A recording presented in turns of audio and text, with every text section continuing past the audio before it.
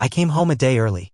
The flight from Denver landed just before noon, and by the time I grabbed my bag and picked up the rental, I figured I'd be back in the driveway before she even finished lunch. I didn't call ahead. Didn't want to ruin the surprise. I thought maybe I'd find her curled up on the couch with coffee and one of those terrible true crime podcasts she liked, or maybe still in bed, catching up on sleep since she always claimed she couldn't rest without me next to her. Stupid, right? Romantic even. But that's the kind of thing I used to believe in. Small gestures matter even after 8 years of marriage. When I walked through the door, everything looked exactly how I left it, almost too exactly. Her shoes lined up neatly in the mudroom, the mail stacked on the kitchen counter, coffee still fresh in the pot. For a split second, I smiled to myself, thinking how nice it was to be home. And then I stepped into the bedroom. It was the smell that hit me first. Not just any smell, cologne. Strong. Woodsy, expensive, unfamiliar.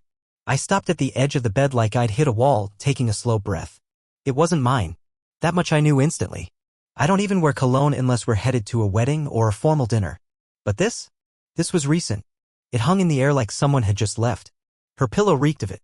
So did the towel slung over the door, damp like it had been used just that morning. I looked around, nothing obviously out of place. But it all suddenly felt wrong. Like stepping into a house that's been staged to look lived in. The kind of detail that doesn't register until your gut tells you something's not adding up. I walked over to her robe, still hanging on the back of the bathroom door. I leaned in, hesitated, and then took a breath. Same scent. My heart started doing that slow, thudding thing. Not panic, just a steady, internal pounding like a warning drum. I didn't say anything out loud, but I stood there longer than I should have, staring at that robe like it held a secret I wasn't supposed to know. When she came home later that afternoon, she looked surprised, but not in the way I expected. "Oh, you're back early," she said, setting her bag down, keys clattering against the counter. Her smile was wide, but tight around the eyes. "Yeah, meeting ended ahead of schedule," I said. "Thought I'd surprise you." She came over and gave me a hug. It lasted a beat too long, like she was buying time. "I missed you," she added. "Missed you too," I said.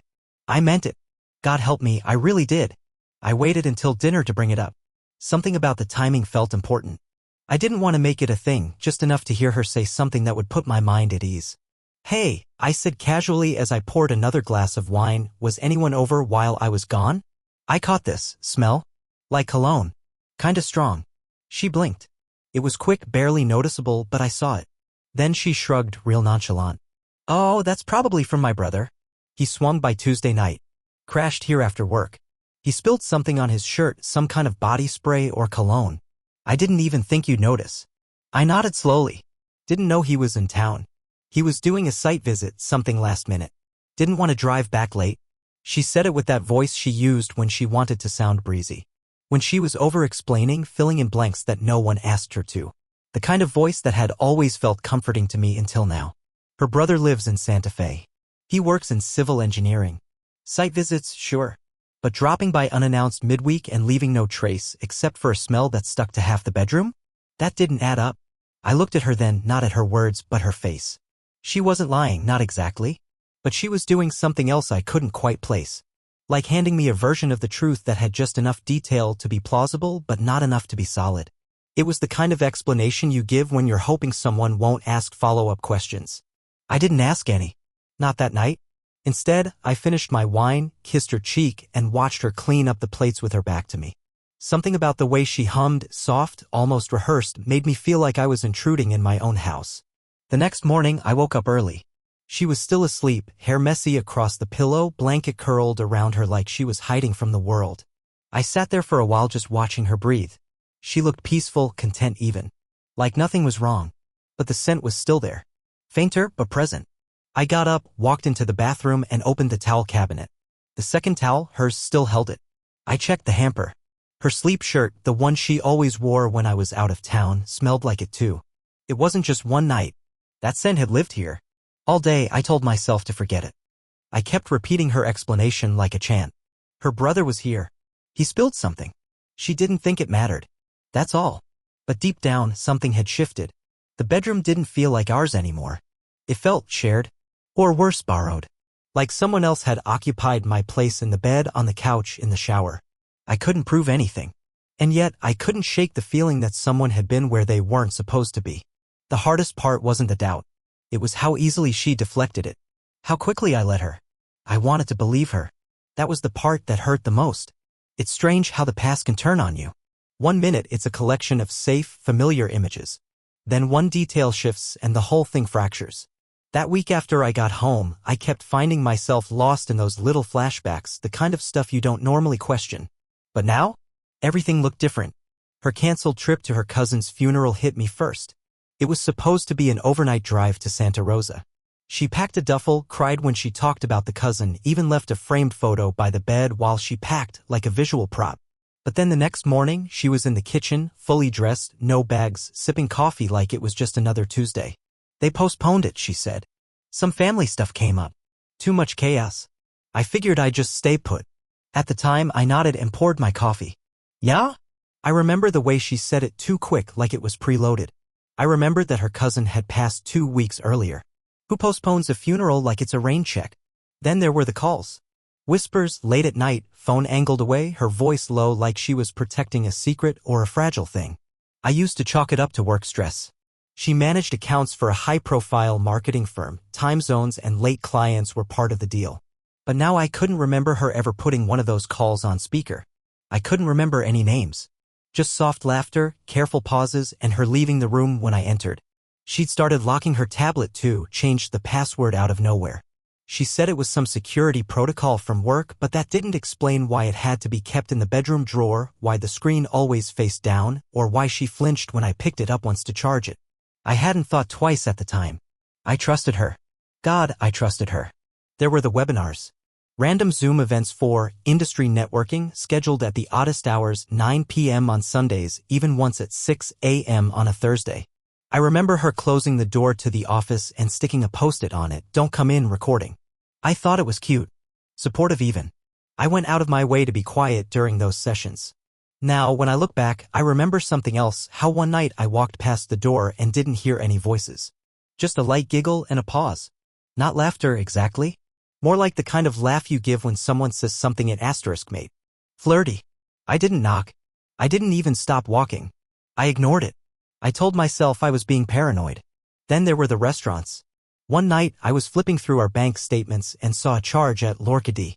I paused. We'd never been there. I mentioned it once, said we should try it for our anniversary, but we never did. Didn't we eat at Lorcadie last month? She asked casually while folding laundry. No, I said. I don't think we ever went. She looked up for half a second, shrugged, and went back to folding. I must be mixing it up with something else. But now I remember the detail she added next, something about the lobster being too buttery and the red wine pairing being overhyped. How would she know that? And then, as if fate wanted to join the joke, I remembered something else, how a few weeks earlier I shook hands with our neighbor. His grip lingered a second too long. Not just that, he smiled at her before letting go. She didn't smile back. She looked blank. Frozen, almost. She waved it off when I mentioned it later. He's just awkward, she said. Don't make it weird. But weird had become the default. I started noticing how her stories always had just the right amount of detail. Enough to seem believable, never quite enough to be questioned. She stopped talking about the new intern at work, someone she used to bring up almost daily. Then, out of nowhere, he was gone from conversation. Like someone erased him. There was also a small thing, her sleep shirt. She used to wear one of my old college tees, soft from years of washes. But over the past month, she switched to a silk one. New. Unfamiliar. When I asked about it, she said it was a gift from her sister. Her sister lives in Oregon. They hadn't seen each other in 6 months. I tried to push the thoughts away. I told myself I was overthinking. That grief from work stress, from life changes, from being apart too often, maybe it was just getting in my head. But it wasn't just that. The small things started connecting. One morning, I picked up her scarf off the passenger seat of her car. It smelled like the cologne from before. I held it, staring out the windshield like I was trying to see into some hidden memory. That scent, it kept circling back. Not strong, just there. Like something she tried to wash off but couldn't. Like a fingerprint. Later that week, I remembered another strange moment. A few months back, she came home from a strategy offsite. She said they went to this cute little inn outside the city. She told me all about the food, goat cheese salad, fig jam, these almond-flavored cocktails. I looked it up later because I wanted to surprise her by recreating it for our anniversary. But the inn didn't serve food. No restaurant on site. Just a bed and breakfast kind of deal. When I asked her about it later, just out of curiosity, she changed the name of the place. Oh no, it wasn't that one, it was the one next to it. I always mix those up. It was smooth. Believable. Except it wasn't. Because that story had changed and I remembered it clearly. She had said the inn, not next to the inn. I remembered because she described the window view, the one that overlooked the woods. Not something you'd mention if you hadn't stayed there. These weren't gaps. They were edits. By then I'd stopped bringing things up. Not because I believed her, but because I wasn't sure I wanted to hear her lie again. The shift wasn't just in her. It was in me. I began pulling away in subtle ways. Staying later at the office. Lingering at the gym. Taking drives without reason. I'd sit at the gas station for 10 minutes after filling up, just staring at the horizon, trying to convince myself I was wrong. I wasn't. It all lined up too neatly, the canceled funeral, the secretive calls, the unshared dinners, the fabrications that unraveled only when I tugged gently. I started to wonder, how long had I been the last one to know? Not just about the betrayal, but about the change in her. The quiet drifting. The redirection of affection from something shared to something hidden. It was like I'd been moved out of the center of her world and placed in storage. And the worst part? She was so convincing even when she wasn't. I'd catch her watching me sometimes like she was trying to gauge how much I suspected. And when I met her gaze, she'd smile. Softly. Like we were still in love. Like I was still the only one who mattered. And I'd smile back. Because I wasn't ready. Not yet. But I was getting there. And the past, it turns out, isn't so quiet when you know what you're listening for. I didn't want to believe it. Not really. Doubt is easier than certainty. You can sit with doubt, talk to it, reason it away. Certainty? That demands action. Certainty changes everything. But the thing is, certainty came, and it didn't knock. It kicked the damn door in. It started with a retreat. A professional development retreat, she said, 3 nights, hosted by her agency's regional leadership. She left Thursday morning with a suitcase I'd never seen her use before, sleek, designer, probably new. When I asked about it, she said, just something I got on sale. Practical, right? I kissed her goodbye at the door. She smelled like something I couldn't name, subtle, elegant, not her usual. And when I pulled away, she touched my face in a way that almost felt like a farewell. I watched her drive off. Something inside me told me to follow. But I didn't. Not yet. Instead, I waited until the second night. That's when I opened the old laptop, the one she hadn't used in months but still kept in the den, just in case. It wasn't even password protected. That's what surprised me most. Like she'd forgotten it existed. She hadn't. The desktop was nearly empty, but tucked away in a folder labeled Sync Back, I found a cache of files, photos, mostly. Synced from her tablet, I assumed. Probably automatic. A relic of an old backup system she never bothered to shut off. I opened the first photo. A glass of red wine, half full, resting on a wooden windowsill. The second, a bed. Crisp white sheets. Sunlight pouring through a tall window. The edge of a bare leg, hers, unmistakably. Pale skin, her ankle crossed casually. Then the third. A man's hand. Tattooed. Resting on her thigh. Not mine. The ink was distinctive geometric lines, a compass rose, the kind of design you remembered. And I had seen it before. Months ago at a coffee shop downtown. The barista. Young, sharp-looking. The one she once pointed out with a laugh, said, he's cute, huh, and then followed up with, I mean, he's just friendly, tries too hard. I remember nodding absently, thinking nothing of it. Thinking she was just being chatty. But now that hand was on her thigh. In my mind, I zoomed in on the tattoo. I didn't need to. I already knew. There was no denying it. I scrolled through the rest of the album. There weren't many photos, maybe a dozen, but they didn't need to be explicit to say everything. Him holding her hand in front of a mirror. Their dinner, steak and oysters with matching wine glasses. Her foot in his lap while they sat on a hotel balcony. I didn't cry. I didn't yell. I just stared at the screen for what felt like hours. Somewhere in the back of my mind, a voice whispered, you knew. You've known for weeks. And it was right. But I needed more. Not for revenge, not even for confrontation. I needed it for clarity. For closure.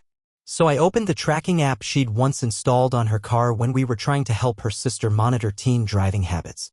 She'd never removed it. I clicked locate. Her car wasn't at the conference center. It wasn't even near a hotel. It was parked outside a modest townhouse in a quiet residential neighborhood 20 miles away. A far cry from the spa resort her retreat was supposedly held at. I stared at the address. I copied it into a search engine. The first result? An Instagram profile. His. The barista. Public. Open. The last post, uploaded that same afternoon, showed a tray with 2 cappuccinos and a caption, retreat mode hot beverage herb. Tag location, same street. I didn't drive there. Didn't need to. The puzzle had solved itself.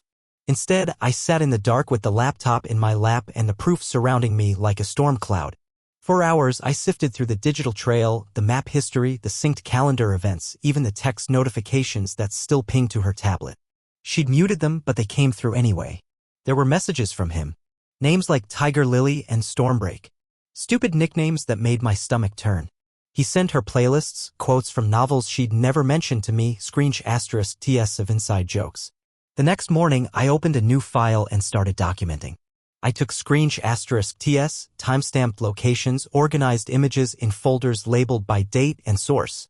Not because I needed revenge, but because I needed order. Because if everything was going to fall apart, I wanted it to happen on my terms. I copied it all to an encrypted drive. Password protected. Hidden. I didn't tell her when she got back. Didn't confront her. I played along. Retreat was great, she said, setting her suitcase down. A little long, but I feel reset. She kissed me then. Like nothing was wrong. Like we were okay. She smelled like unfamiliar soap. Hotel soap. I nodded, smiled. I'm glad, I said. That night, while she slept next to me, I opened the drive again. Reviewed everything. Not to torture myself, but to prepare. Because certainty had arrived. And now something else had taken its place, strategy. When something breaks all at once, it's loud. You hear the crash, you feel the shock, and everyone turns to look. But when something cracks slowly, silently, over weeks, it's different. There's no noise. No warning. Just the realization that what once held firm is now irreparably damaged. That's what happened to me. There was no fight. No scene. No accusations. Just the quiet dismantling of everything I thought I understood about my life. And I handled it like a project. I made folders. Created backups. Printed *TS. Organized receipts. If she was going to live a second life behind my back, I was going to treat it like a case file. No emotion, no chaos. Just facts. I tracked her car over a span of 9 days. 5 of those days, it stopped by that same residential townhouse. Always between 11 a.m. and 3 p.m., always under the guise of something else, client lunch, yoga class, agency meetings. Her lies were so thin, so poorly sewn together, it was almost insulting. Each time she lied, I nodded. Sounds good, I'd say, making a mental note of the time. I stopped sleeping next to her after the 4th night. Told her I'd been tossing and turning too much and didn't want to keep her up. She bought it. Or she didn't. Hard to tell. She said that's fine and kissed me on the cheek with her eyes closed. In my office, I stayed up building a timeline. A literal one. I printed *TS from her tablet, emails with timestamps, and credit card transactions. I compared it with her GPS data and hotel receipts I pulled from our shared account. I made a spreadsheet color-coded by day and activity. The *Macy of it made me sick. But I kept going. She started to notice me withdrawing. You've been quiet lately, she said one evening while making pasta. Everything okay? I looked up from my glass of water. Just work stuff, I replied. Long week. She smiled gently. You know you can talk to me, right? I said nothing. Because she didn't want the truth. She wanted reassurance that her illusion was still intact. That weekend, I called a friend of hers, someone she used to work with before changing agencies. I asked a simple question, is her agency running any out-of-town retreats this quarter? There was a pause. Then a quiet no. Not that I know of. I thanked her. Hung up. That same night, I initiated the final step. She worked in an industry that prized image-client relationships, perception, reputation. Her agency wasn't huge, but competitive. People talked. And they remembered. I created a single archive, a collection of everything. Location pings. Photos. *TS of chats. Each item labeled, dated, sourced. I wrote a cover note. I kept it simple. Attached is a documented timeline of behavior that may be relevant to your staff integrity standards and client confidentiality policy. This is not a legal threat. Just information. I sent it anonymously using a throwaway account. It went to her regional director, HR head, and 2 top clients listed on the firm's website. I knew what it would do. I didn't enjoy it. But I wasn't going to let her walk away clean while I drowned in the silence. By the following Tuesday, things began to shift. She stopped getting work calls in the evening. She came home earlier. Tired. Tense. No stories. No meetings. Just a quiet dinner and a long bath. On Wednesday, she mentioned a client pullback. Odd, she said. They suddenly wanted a different lead. Didn't even tell me why. I nodded, sipping my tea. Strange. Thursday, she received a formal email while we were watching TV. I wasn't snooping, she read it right in front of me. Her smile faltered. She excused herself. Said she had to check something upstairs. I didn't ask what. That weekend she didn't go anywhere. Stayed in sweatpants, barely touched her phone. I saw her scrolling through old texts, pausing on ones with hearts. Her face stayed blank. By the second week, she was different. Jumpy. Smaller. Like someone had shrunk her confidence overnight. Projects were on hold. Feedback was unclear. She started doubting herself out loud. I feel like I'm being shut out, she said over dinner. I don't know what's going on. I didn't respond. I just nodded and finished my food. Her voice got smaller. Her posture wilted. The version of her that once danced around the kitchen in high heels and a glass of wine was gone. In her place stood a shell, polite, careful, always watching me out of the corner of her eye. One night, I caught her staring at me while I worked on my laptop. I looked up. She flinched slightly. You okay? I asked.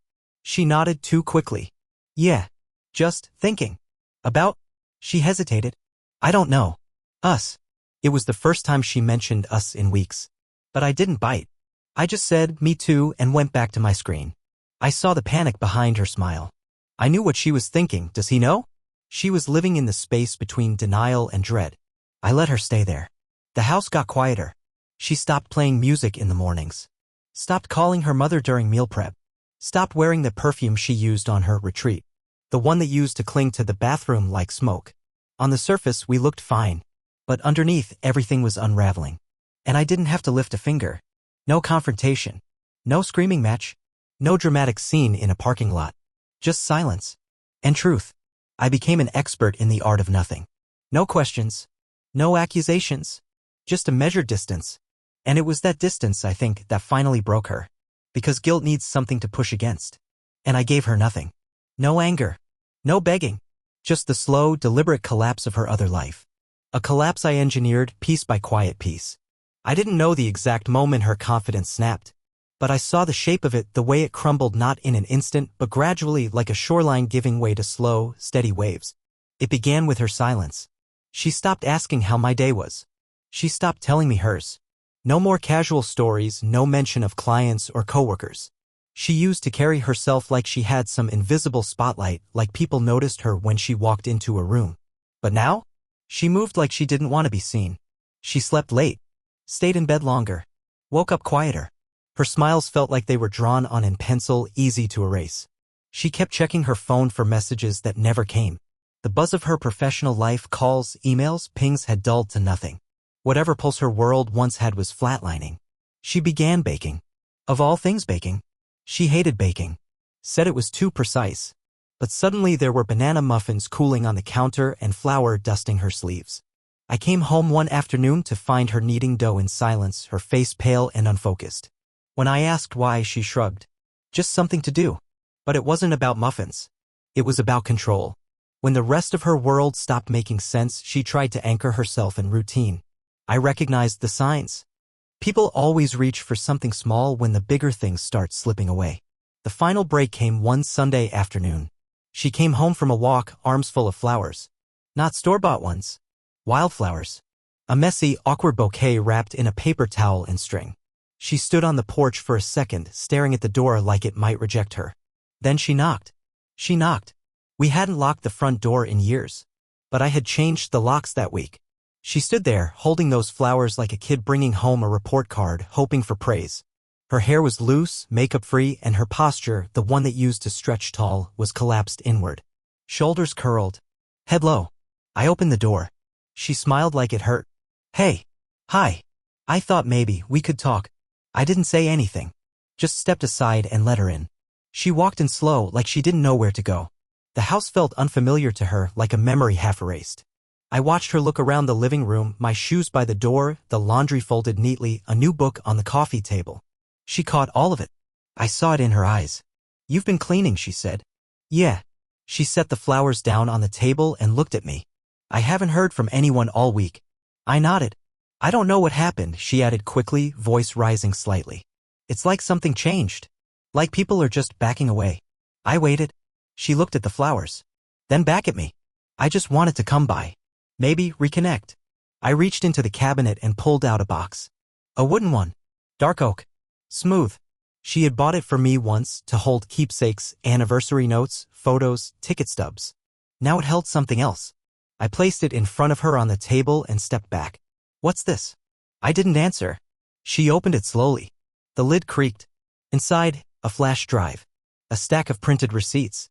A set of maps showing her GPS location on a handful of dates.